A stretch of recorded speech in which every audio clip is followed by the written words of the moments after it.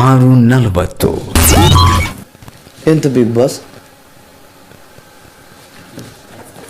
ಇದು ತಗೊಂಡು ಹೋಗ್ಬೇಕಾ ಬಿಗ್ ಬಾಸ್? ಧನ್ರಾಜ್ ಹೇಳಿ ಬಿಗ್ ಬಾಸ್. ಕುಳಿತುಕೊಳ್ಳಿ.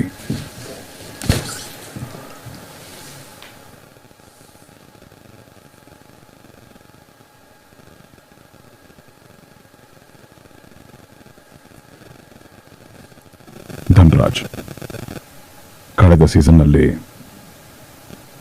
ಬಿಗ್ ಬಾಸ್ ಮನೆಯನ್ನ, ಬಿಗ್ ಬಾಸ್ ಆಟವನ್ನ ಸಾಕಷ್ಟು ಬಾರಿ ಟ್ರೋಲ್ ಮಾಡಿದ್ದೀರಿ.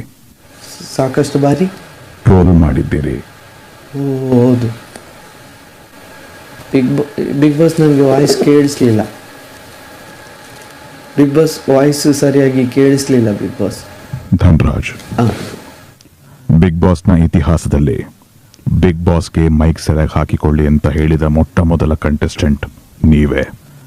ಅಭಿನಂದನೆಗಳು.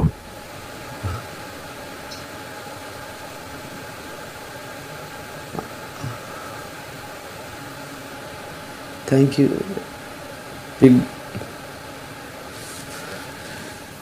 ಈಗ ಸರಿಯಾಗಿ ಕೇಳಿಸ್ತಾ ಇದೆಯಾ?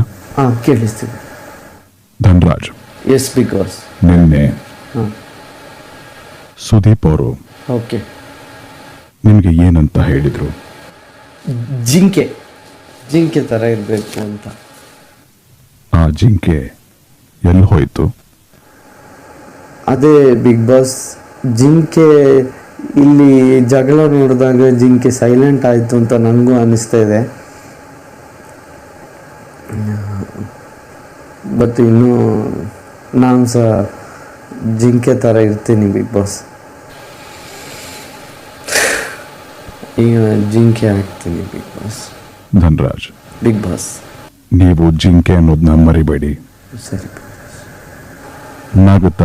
ನಗಿಸ್ತಾ ಇದ್ರೇನೆ ಚಂದ. ಒಳ್ಳೇದು. Thank you. ಇನ್ನು ಮುಂದೆ ಓಕೆ ಬಿಗ್ ಬಾಸ್ ಏನೇ ಕೇಳಿದ್ರು ಜಿಂಕೆ ತರ ಉತ್ತರ ಕೊಡಬೇಕು. ಸರಿ ಬಿಗ್ ಬಾಸ್.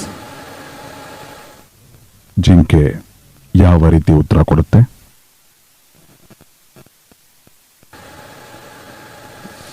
ಹೇ ಸೂಪರ್ ನಾನು ಅನ್ನೋ ಥರ ಬಿಗ್ ಬಾಸ್ ಅಂದರೆ ತುಂಬ ಸ್ಪೋರ್ಟಿವ್ ಆಗಿರುತ್ತೆ. Dhanraj, yes big boss. ನಿಮ್ಮೊಳಗಿರುವ ಜಿಂಕೆಗೆ ಸ್ವಾಗತ. Thank you big boss. ಈಗ ನೀವು ಮಾತಾಡಿದ ಮೇಲೆ ಸರಿ ಆಯಿತು big boss.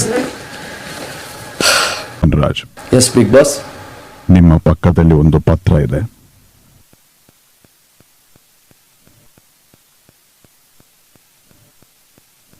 Dhanraj, yes big boss. ಮರಿಬೇಡಿ, ಎಸ್ ನೀವು ಜಿಂಕೆ. Yes yes big boss.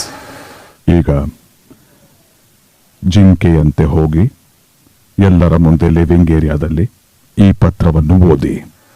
Okay big boss.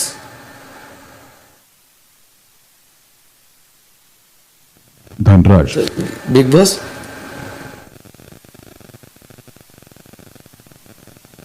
ಜಿಂಕೆ ಜಿಂಕೆ ಮರಿಬೇಡಿ. Oh sorry big boss.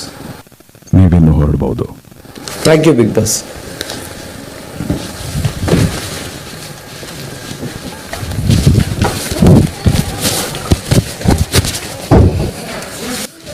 ಎಲ್ಲರೂ ಬನ್ನಿ, ಎಲ್ಲರೂ ಲಿವಿಂಗ್ ಏರಿಯಾಕ್ಕೆ ಬನ್ನಿ, ಎಲ್ಲರೂ ಲಿವಿಂಗ್ ಏರಿಯಾಕ್ಕೆ ಬನ್ನಿ, ಲಿವಿಂಗ್ ಏರಿಯಾಕ್ಕೆ ಬನ್ನಿ. ಕಣ್ಣ ಒಡೆಯ